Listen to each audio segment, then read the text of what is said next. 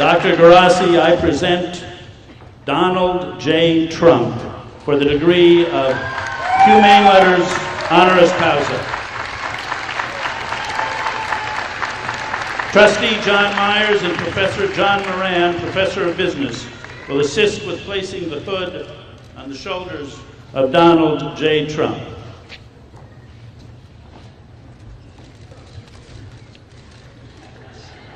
Wagner College welcomes into the ranks of its alumni today Donald J. Trump.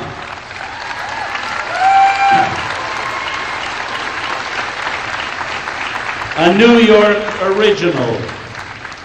Everyone knows something about him, and everyone has an opinion concerning him.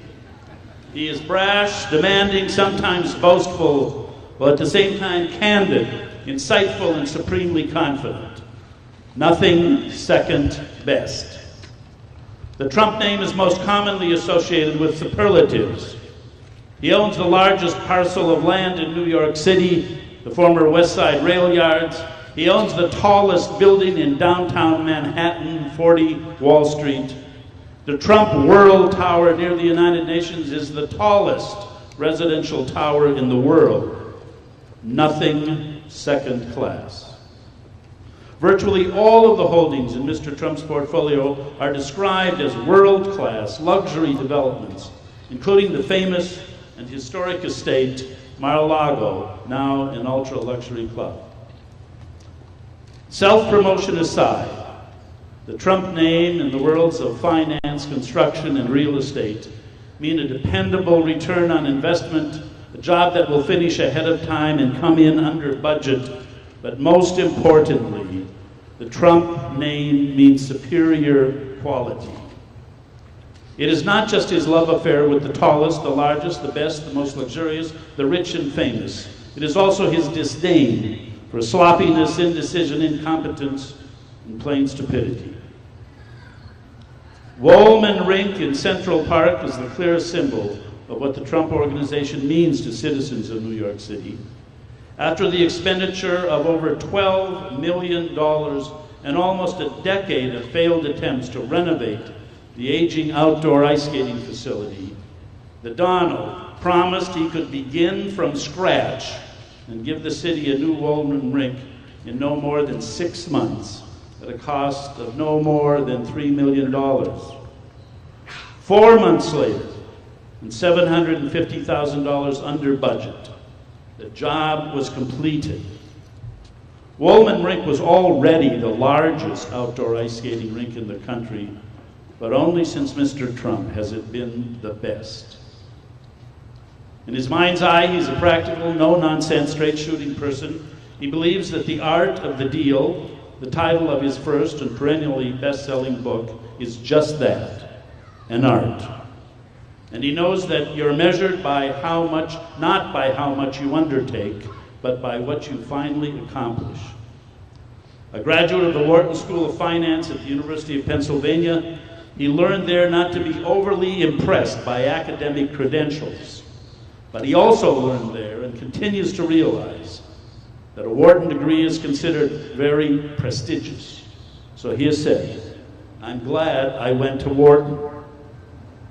From that same critical stance, Wagner College, not wanting to be over-impressed, is nonetheless eager to acknowledge that your exercise of the talent, drive, and creativity which you possess in abundance is both the lifeblood of a city such as New York and the gift that a free society offers us all.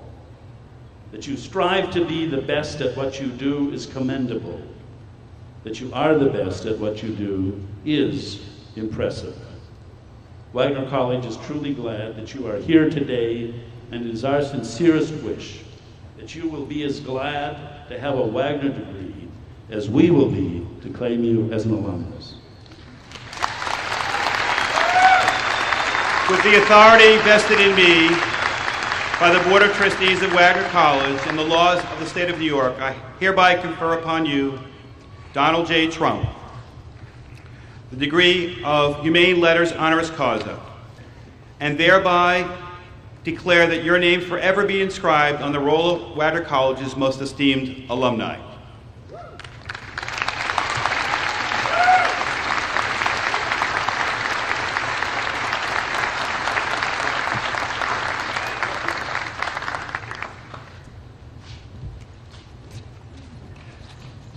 Well, thank you very much. I've always wanted to be known as a doctor. And Melania, from now on, you will address me as Dr. Trump. Sure she will. Well, you're about to begin a great new journey. And you never really know where that journey will take you. Look at me. I was a very successful real estate developer in New York City, and they said, do you mind doing a television show? So I said, I guess. What the hell? And we did it.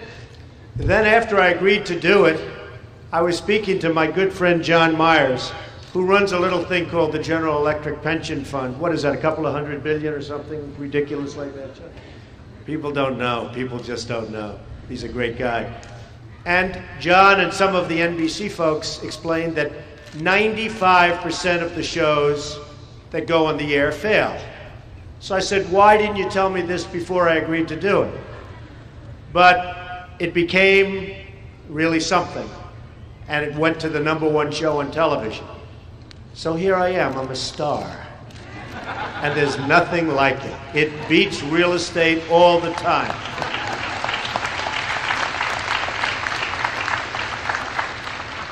I hope each and every one of you realize how really important you are, not only to your parents, and you owe them a very big thank you, but really you have to realize that to yourself.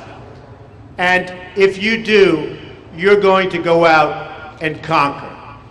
Graduation really is just a beginning. I graduated from school. We're all a little bit nervous. We never know what's going to happen. We never know where the world is going. We're in a pretty frightening place right now. But I thought what I'd do is put down a few points so that you folks can go out and at least maybe have a guideline. Because I've lived by this guideline. And it sort of worked. We've had some little doubts every once in a while, but it's worked for me. And I always begin by saying, you have to love what you do. If you don't love it, don't do it. Don't let your parents push you into something.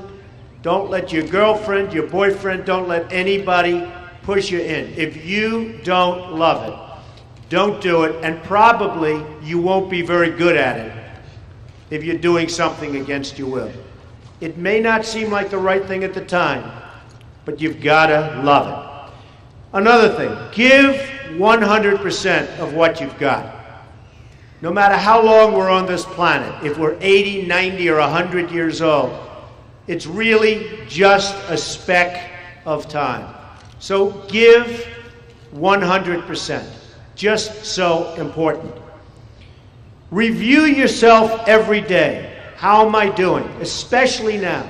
How am I doing? What am I doing? Am I enjoying it? Am I doing it well? Do my bosses like me? What's going on? Review yourself. See how things are going. You're going to have a lot of problems. Life is tough. In 1990, and John can tell you, I owed billions and billions of dollars, and it seemed like there was no end. Some people would say $9.2 billion. Nobody wants to owe that much money. I slept well, but the banks didn't. No, I'm only kidding. The fact is, I fought, I worked, and now my company is a much bigger, stronger, more solid company than it ever was before. Much bigger than it was in the 80s. Much, much bigger than it was in the 90s. But I never gave up. And honestly, the odds were against me. The Guinness Book of Records, other than this great recognition today, I think in its own way, I'm very honored. The Guinness Book of Records has me down as the greatest personal financial comeback of all time. Now, I don't know what that means because I just kept working. It was the same thing. The 90s weren't as good as the 80s. Then the end of the 90s were great, and now it's sort of better than that. But you just keep working. Be disciplined. Don't lose discipline. Get out there and fight for everything. Don't lose discipline. And don't live on the edge like I do. You don't need it. You want to have a nice, normal life, folks, okay? Study something every day. Learn. There's nothing like education. You know, I grew up right next to Wagner College. A lot of people don't know. They see Trump Tower and they see Fifth Avenue. I love this. When John asked me to receive this great recognition, I was happy to do it. My father owned a job right next door, Grimes Hill Apartments. And I would collect coins in the washing machines with my father almost every Saturday. And we'd go around collecting. On Howard, we'd just go around and collect.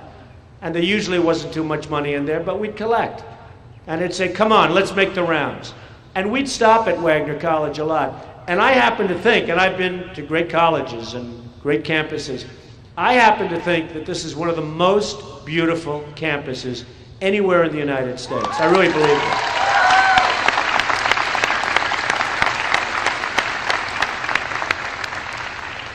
Keep the big picture in mind, but never lose sight of the details, because the details can send you down.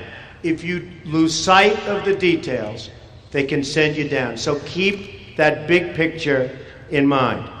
Never lose sight of the details. Always, and this is sort of a little bit tough to say in terms of success, and I refuse to say it to this crowd. I refuse, because you're much too idealistic. Always have a prenuptial agreement, but I'm not saying it. I will not say it. Of course, half of my friends have been destroyed by divorce, but I refuse to say it. I'll tell you, to me, the second most important thing after love what you do is never, ever give up. Don't give up. Don't allow it to happen. If there's a concrete wall in front of you, go through it, go over it, go around it, but get to the other side of that wall. I have so many people that I've seen over the years, if they just fought a little bit harder, they would have made it. They would have succeeded. They would have accomplished their goal. But they gave up. Don't give up. Abraham Lincoln said, I will study and prepare, and perhaps, just perhaps, my chance will come. And that's very, very true. And just in closing, I'm going to say to you two words that I only said once on The Apprentice. You're hired. Good luck. Do well. Thank you.